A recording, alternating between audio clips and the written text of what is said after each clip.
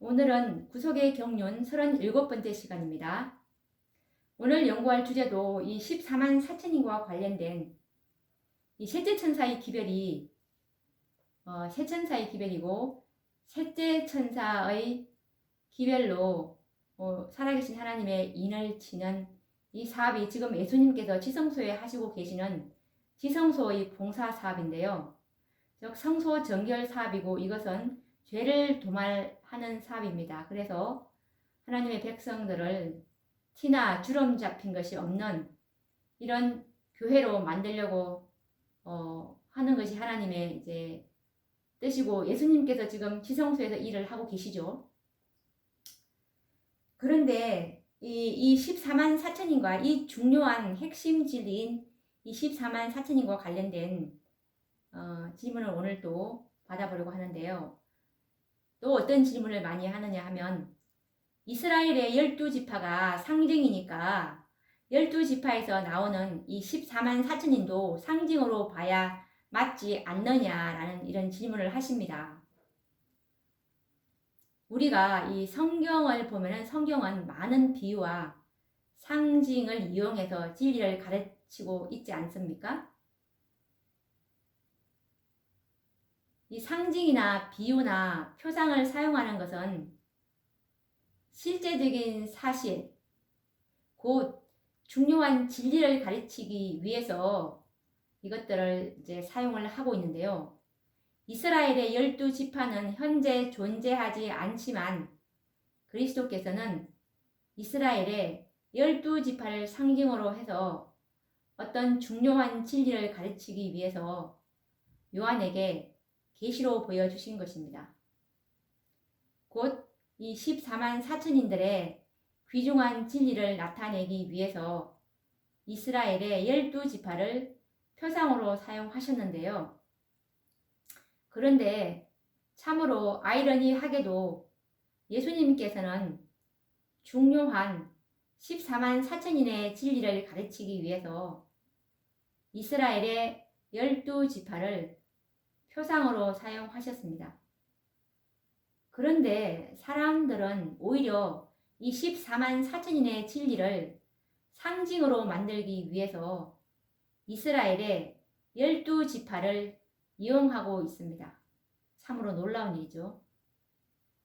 지금 예수님께서 하시는 이 지성소 사업이 셋째 천사의 사업이고, 이 셋째 천사의 사업은 14만 4천인을 인을 치는 그 일인데, 이것이 초기문집 118페이지에도 그리고 초기문집 89페이지에도 이 셋째 천사의 인치는 일인, 살아계신 하나님의 인치는 이 일이 지금 예수님의 지성소 사업입니다. 이것을, 이 셋째 천사의 기별을 이제 전해지게 되면은 예수님의 지성소 사업은 끝나버리기 때문에 이제 사단이 이 지구에서 미혹하는 일을 이제 할 수가 없고 자신의 운명은 끝나버립니다. 그래서 사단이 모든 교회들을 이 인치는 진리를 깨닫지 못하게 하기 위해서 지금 속이고 유혹하는 일을 지금 하고 있다고 초기문집 43페이지 44페이지에 말씀하고 있는 것입니다. 만약에 이스라엘의 12지파가 상징이기 때문에 14만 4천인의 수요가 상징이라고 말한다면, 혹시 그러면 예수님의 재림도 상징이라고 말할까 걱정이 되는데요. 이 14만 4천인의 수요가 찰 때 예수님의 구속 사업이 마쳐지고 중보하시던 향로를 이제 던지심으로 드디어 예수님께서는 이제 재림하시게 될 터인데, 14만 4천인의 수요가 상징이라면 그러면 재림도 당연히 상징이겠죠. 이미 이렇게 예수님이 상징적으로 1914년에 재림했다라고 가르치는 교회 단체가 있는데, 이들이 바로 여호와의 증인입니다. 사도 야고보는 이미 이스라엘의 12지파를 표상으로 해서 그 실체가 무엇인지를 기록하고 있는데요. 야고보서 1장 1절에 보면은 이스라엘 12지파를 이렇게 설명하고 있습니다. 하나님과 주 예수 그리스도의 종 야고보는 흩어져 있는 12지파에게 문안하노라. 그러면 이 야고보가 서신을 보낼 당시는 이스라엘 12지파는 지상에서 존재하지 않았습니다. 북방 왕국의 10지파는 BC 722년에 아수르에게 의해서 이제 멸망당하여 없어졌다고 우리는 알고 있습니다. 열왕기하 17장 6절과 23절에 보면은 이 북방 이스라엘이 아수르에 의해서 멸망당하는 그 사건이 나와 있죠. BC 722년에 완전히 멸망당했죠. 그리고 유다 지파의 남방 왕국도 로마에 의해서 이제 정복당해서 겨우 명맥만 유지하고 있을 뿐입니다. 그러므로 이 야고보가 그 당시 이 흩어져 있는 12지파에게 편지를 쓴 것은 로마에 살고 있는 그리스도인들과 그리고 소아시아 전역에 흩어져 있는 교회들에게 보낸 서신이었습니다. 다시 말하면 이스라엘의 12지파란 믿음으로 그리스도를 영접한 성도들을 말하는 것입니다. 그리고 또한 성경은 이스라엘의 이 백성의 역사는 말세를 살아가는 성도들을 위해서 표상으로 기록되었다고 말하고 있는데요. 우리가 고린도전서 10장 11절에 보시면 그 말씀을 하고 계십니다. 저희에게, 즉 저희는 이스라엘 백성입니다. 고대 이스라엘 백성들. 저희에게 당한 이런 일이 거울은 표상입니다. 거울이 되고 또한 말세를 만난 우리의 경계로 기록하였느니라 라는 말씀이 있습니다. 그러므로 이 이스라엘의 12지파는 상징이고 마지막 라오디게아 교회 시대에 셋째 천사의 기배를 믿고 있는 이 재림 성도들을 참 이스라엘 12지파로 해석해야 하는 것이 맞습니다.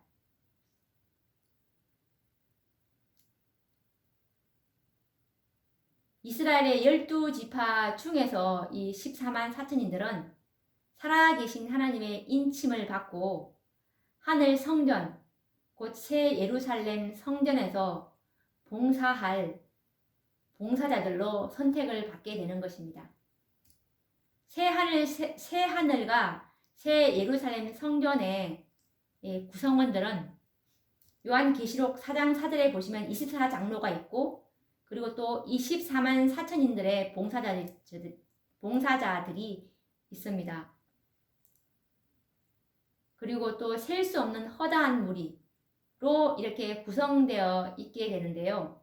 이처럼 하늘 성전에서 봉사할 봉사자들의 수요가 14만 4천인이라는 말입니다. 이것은 결코 상징이 아닙니다. 또 이 구속의 경륜에서는 14만 4천인의 수요가 결코 상징이 될 수가 없는 이유가 이 그리스도의 재림과 14만 4천인의 수요는 서로 밀접한 관계가 있기 때문입니다. 초기 문제 279페이지의 말씀 우리가 누누이 확인하죠. 14만 4천인의 수요가 차면 예수님께서 이제 지성소의 중보 사업을 끝내시고 재림하실 길이 열린다는 그 말씀 다시 한번 확인해 보도록 하겠습니다. 초기 문집 279페이지입니다. 한 천사가 잉크통, 뿔로 만든 것을 가지고 지구에서 돌아와 예수님께 자기의 일이 끝났음을 보고하고 성도들의 수가 차서 인치는 사업이 마쳤음을 보고했다. 그러자 나는 10계명이 들어있는 법궤 앞에서 봉사하시던 예수께서 향로를 내 던지시는 것을 보았다. 그러므로 우리가 이 말씀에서 총인문집 279페이지 말씀처럼 14만 4천인의 수요는 결코 상징이 될 수가 없는 것입니다. 이미 24장로와 셀 수 없는 큰 무리의 교인들은 수요가 차고 준비가 다 되었습니다. 이제 14만 4천인의 성전 봉사자들의 수요만 차면은 향로를 이제 예수님께서는 던지시고 재림하실 것입니다. 이 마지막 시대에 재림교회를 불러주신 이유가 바로 하나님의 이 뜻이, 이 지성소 사업이 바로 이 열매 맺는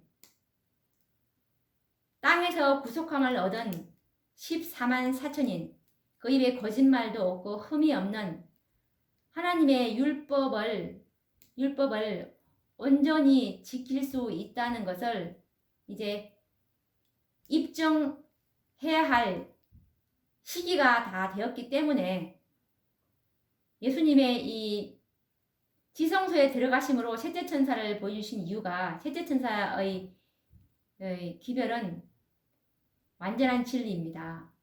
하나님의 율법도 완전하게 보여주셨고, 그리고 이 복음도 이제 하나님께서 이제 완전하게 계시해 주셨는데, 내가 거룩하니 너희도 거룩하고 내가 온전한 것처럼 너희도 온전하라고 하신 것이 하나님의 뜻입니다. 그래서 예수님께서 이 지성소에 들어가심으로 이 뜻을 우리에게 계시해 주셨습니다. 이들이 바로 14만 4천인들이고 14만 4천인은 수요가 정해져 있다는 것에 우리는 경악하지 않을 수가 없습니다. 그런데 이것은 하나님의 뜻입니다. 그래서 사단은 이 지성소 사업이 끝나치면은 자기 운명이 끝날 줄 알기 때문에 초기문집 43페이지에서 보시면 이 인치는 진리를 사람들이 깨닫지 못하게 하도록 온갖 계략을 쓰고 있다고 말씀을 하고 있는데 읽어보도록 하겠습니다. 사단은 이 인치는 시기 동안에 하나님의 백성들의 마음을 현대 진리에서 돌이켜 그들이 흔들리도록 하기 위해서 온갖 계략을 다 쓰고 있다. 이 인치는 시기란 살아계신 하나님의 인인 14만 4천의 인을 말하는 것입니다. 그래서 이 사단은 참된 셋째 천사의 기별이 곧 예수 그리스도의 품성, 그분의 완전한 품성을 우리가 소유해야 한다는 기별이고, 그 완전한 품성은 참으로 그것을 갈망하고 원하는 자들에게, 속절없는 우리들에게 선물로 주신다는 것이 하나님의 자비의 계획이었습니다.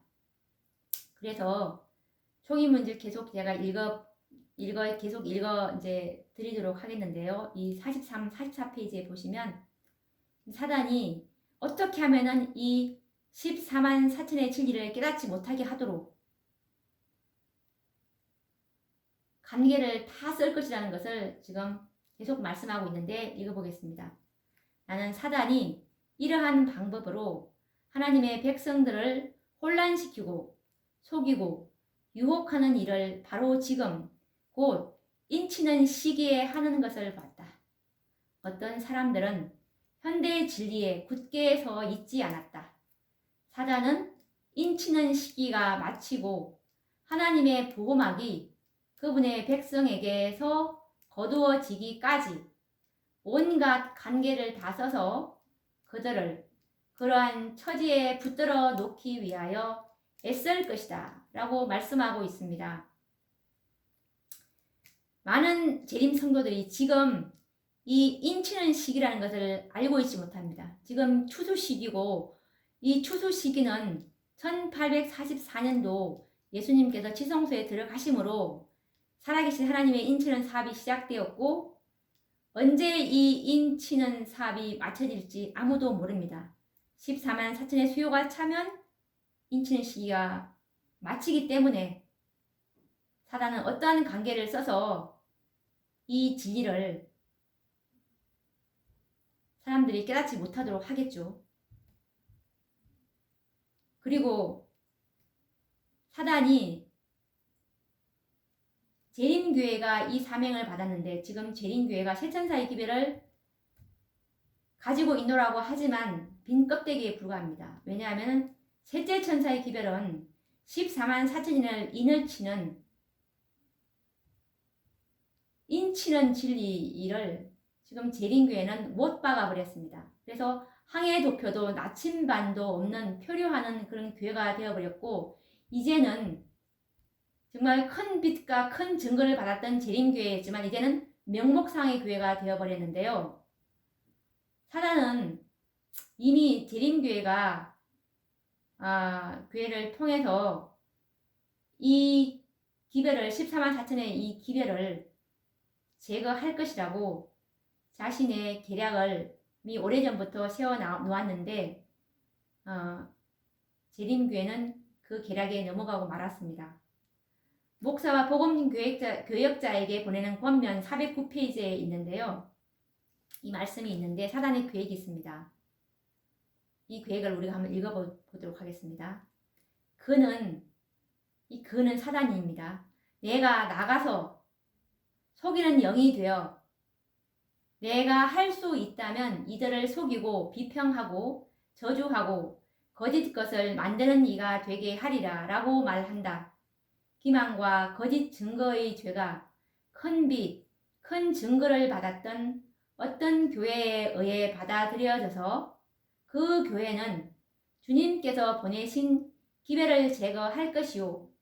지극히 비이성적인 주장과 거짓된 추측과 거짓 이론들을 받아들이게 될 것이다. 사단은 그들의 미련함을 비웃는데 이는 진리가 무엇인지를 알고 있기 때문이다 라고 말씀하고 있습니다. 여기서 그는 사단인데 내가 나가서 속이는 영이 되어 사단이 이제 속이는 영이 되어서 정말 큰 빛과 큰 증거를 받았던 재림교회에게 이 14만 4천에 관한 진리, 주님께서 보내신 기별을 제거할 것이라고 계획을 이렇게 자신의 계획을 선지자께서 이제 보셨습니다. 그리고 이 14만 4천의 진리가 지극히 비이성적인 주장, 그리고 거짓된 추측, 거짓 이론들로 이 14만 4천의 진리를 왜곡시키거나 그걸 상징적이라고 하든지 아니면 아예 그 14만 4천 진리를 영적으로 하등 도움이 되지 않으니까 연구하지 말라는 이렇게 못 박아버렸죠. 그러니 그 재림교회 사명이 열매를 맺기 위해서 이 재림교회를 택해야 하셨는데 그들의 사명을 잃어버렸기 때문에 어떻게 거기서 예수님의 이 사업을 동력할 수가 있고 어떻게 예수님의 이 마지막 하나님의 품성을 옹호할 수가 있겠습니까? 진리가 완전한 품성으로 하나님의 품성을 그들의 진리를 통해서 드러내게 될 것인데 진리가 잘못되면 하나님의 품성을 드러낼 수가 없습니다. 그래서 더 이상 이제 재림교회에서는 하나님께서 함께 하실 수가 없기 때문에 계시록 18장 천사들을 하나님께서 부르신 것입니다. 그래서 우리는 계시록 18장 천사에 대해서 반드시 연구를 해야 합니다. 왜냐하면 계시록 18장 천사는 늦은 비를 받을 수 있는 그런 기별입니다.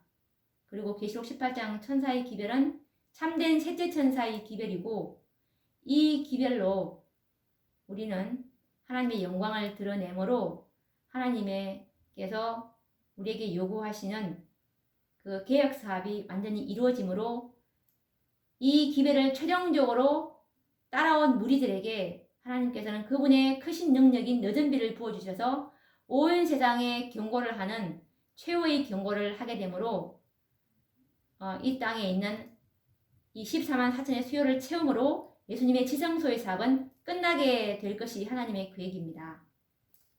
자, 그러면 오늘도 우리가 이 구속의 경륜을 연구해 보았는데요. 다음 시간에도 또 이어서 연구해 보도록 하겠습니다. 감사합니다.